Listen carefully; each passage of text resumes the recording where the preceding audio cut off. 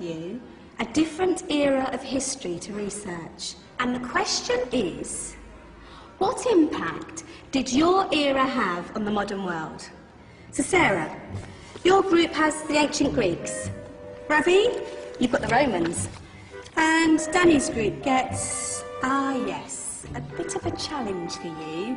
You get the Middle Ages. Some even call it the Dark Ages. Boring. See how you get on. Yes, miss. So, Sri, yes, you get the Renaissance.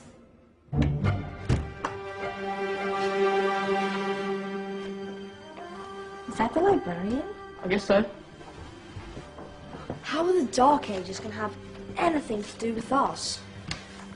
Excuse me. Sorry to bother you.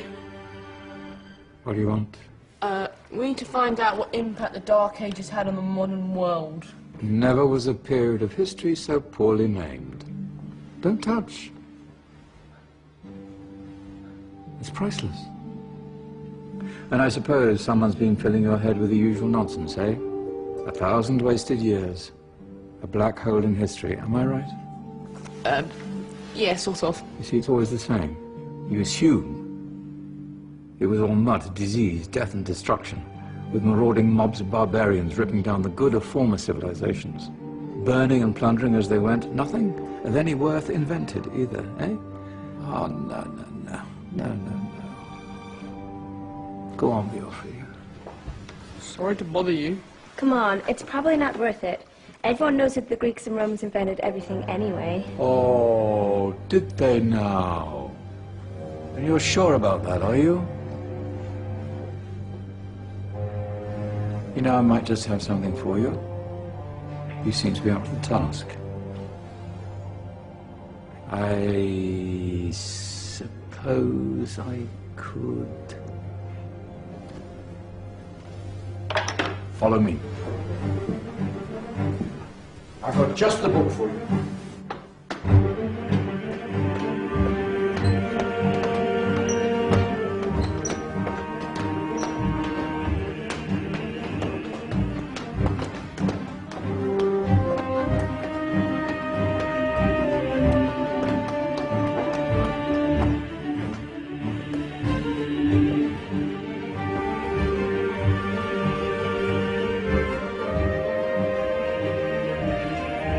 Where are we going? I don't know. Ask him.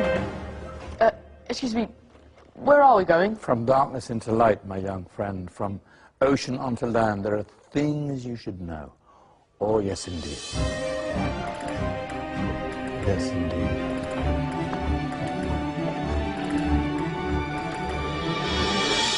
Now, I know I left it around here somewhere.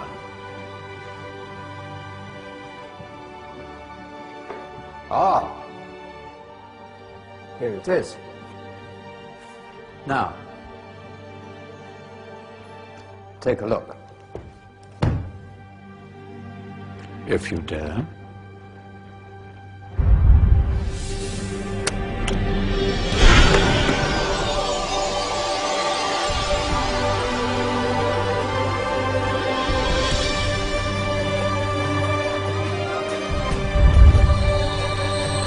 What's going on? Welcome to the Dark Ages, or as it should be known, the Golden Ages. Who are you? I am Al-Jazari, engineer and ingenious inventor. I thought you said this was the Dark Ages. It doesn't look very dark. That's because it's all a matter of perspective, my soon-to-be illuminated friend. Of course, there are parts of the world that weren't dark at all, but in a civilization that stretched from Spain to China, the golden rays of discovery and invention shone over everything.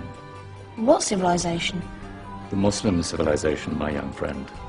Through scholars and scientists of various faiths, some of the most important discoveries known to man were made at this time. Discoveries that drew on knowledge of the ancients, but have more connections with your modern world than you could possibly ever imagine. Like what? Well, all sorts of things. I've got to get a picture of this. I knew it was a good idea. Who are you? Allow me to introduce Ibn al-Haytham, a great scientist whose ideas led to the invention of the camera. You invented the camera? I laid the foundations for modern cameras by explaining how our eyes work. I found a way of projecting an image onto another surface through a small hole in a dark room, later called camera obscura. Think of all the things that evolved from this discovery. Cameras, cinema, all share the same principle. Cool. Look out below! Who's that? That's my good friend, Abbas ibn Farnas, who gazed up to the heavens, passionate in his belief that man could fly. Whoa. Indeed, he dared to dream about flying 1,000 years before the Wright brothers. Do you know you all take your jet-setting holidays for granted, so it only seems fair to remember Abbas ibn Farnas. Stand by. I'm ready for takeoff.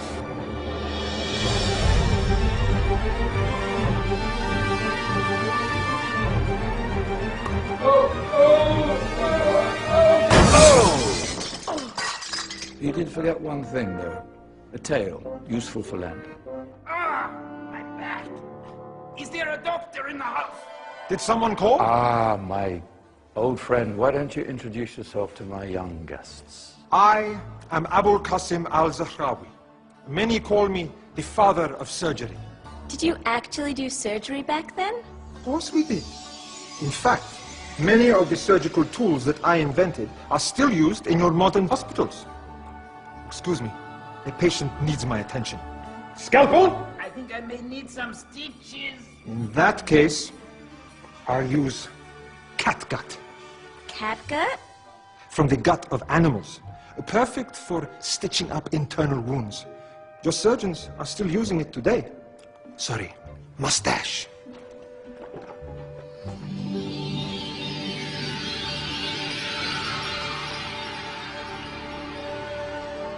Who's she?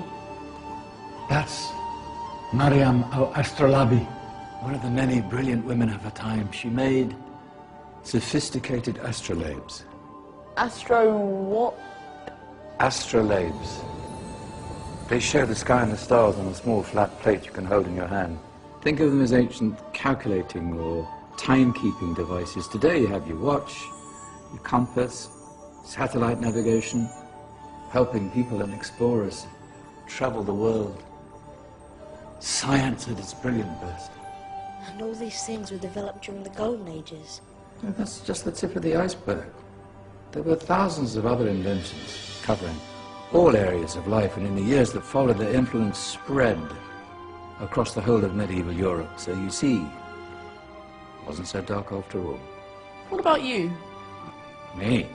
What did you invent? Well, I don't want to be big-headed, but I made some groundbreaking advances in engineering. I suppose my most significant discovery converted rotary motion into linear motion using a crank and connecting rod. It's essential in pumps and engines. In fact, I've no idea how the Industrial Revolution could have happened hundreds of years later without such a device. Not that I ever get the credit I deserve. But my crowning glory was my amazing time-telling machine. My legendary elephant clock.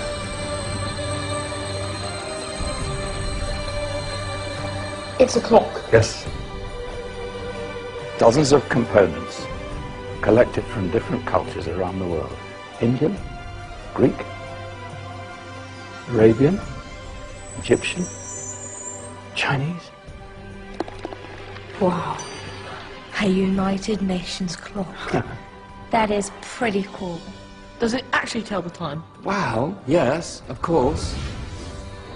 If it wasn't for me, thousands of people would be late for everything. Speaking of time, we'd better get you back. And remember, Spread the word. This is a golden age, and I've only shown you a tiny part of this wondrous time.